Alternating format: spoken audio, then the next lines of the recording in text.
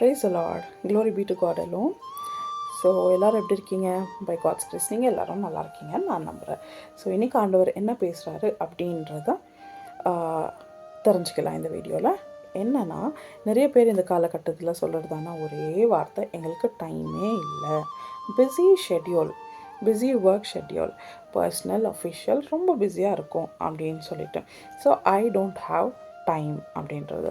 இதுக்கான இந்த வார்த்தைக்கான என்ன காரணம் அப்படின்றத நம்ம தெரிஞ்சுக்கலாம். ஓகேயா? ஸோ எடுங்க, யோகானுக்கு எழுதின சுவிசேஷம் 10 அதிகாரம் 10 வசனம், ஜான் சாப்டர் 10 verse 10. ஸோ என்ன எழுதிருக்குதுன்னா, the thief does not come except to steal and to kill and to destroy. திருடவும் கொள்ளடிக்கவும் தான் இந்த உலகத்துக்கு வந்திருக்கான்.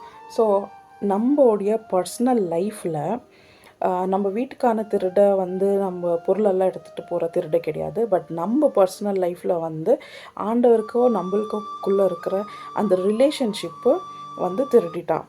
ஆண்டவருக்கு நம்மளுக்குள்ளே இருக்கிற அந்த அன்பை திருடிட்டான். ஆண்டவருக்கும் நம்மளுக்குள்ளே இருக்கிற அந்த ஒரு டைமை திருடிட்டான். ஓகேயா? ஸோ அந்த நேரத்தை திருடிட்டான். ஒரு டைமில் நம்ம ஆண்டவருக்குள்ளே இவ்வளோ நெருக்கமாக இருந்தோம். பட் ஆண்டவர் இங்கே தான் இருக்கார், நம்ம இவ்வளோ தூரம் போயிட்டோம். அந்த கேப் இருக்குது இல்லையா? ஸோ அந்த கேப்பு என்ன கேப்பில் நம்ம இவ்வளோ தூரம் இருக்கானோ ஒரு தடவை நினச்சி பாருங்கள் ஃப்ரெண்ட்ஸ். ஓகேங்களா?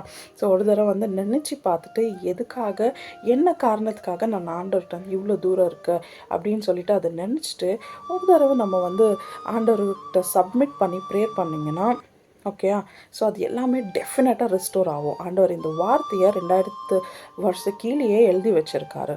ஓகே, ஏன்னா நம்மளுக்கு இந்த சுச்சுவேஷன் வரும்னு அவருக்கு முன்னாடியே தெரியும்.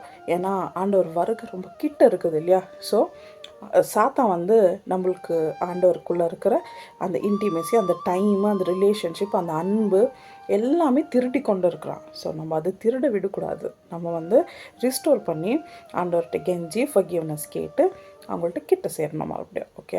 ஸோ ஆண்டவர் இந்த வார்த்தையை இன்றைக்கி பேச விரும்புகிறாரோ உங்கள்கிட்ட, நாளைக்கு என்ன வார்த்தை பேசுகிறாரோ பார்க்கலாம். Until then, God bless you.